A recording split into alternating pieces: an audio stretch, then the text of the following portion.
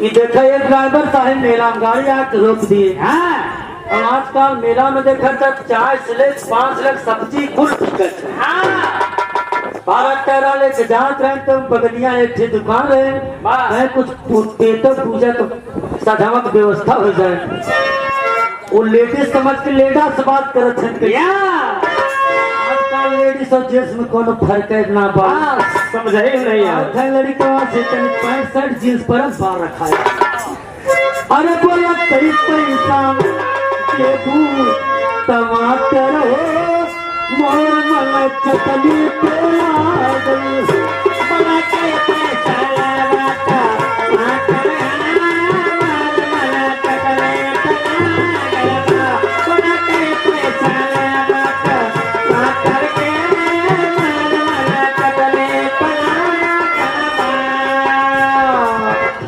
अरे एक जवान ले सुनियो तू पाती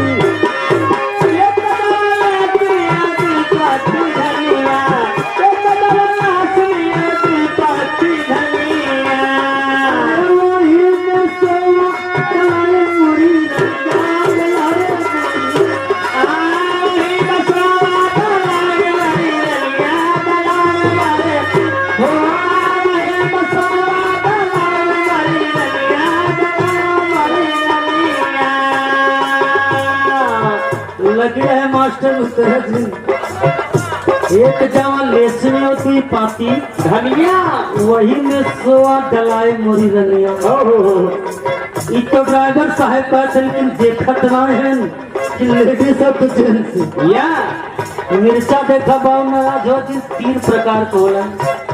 एक मिर्चा होला जो माताएं बने अमचूर भरत उल्टी टंकी वाला या एक मौरिया लोग जब पतिलका मिर्चा है जो घरे हम लोग बोई थे। हाँ एक जो शिमला में मिलत है ओकर मरचा की सब्जी बनत है।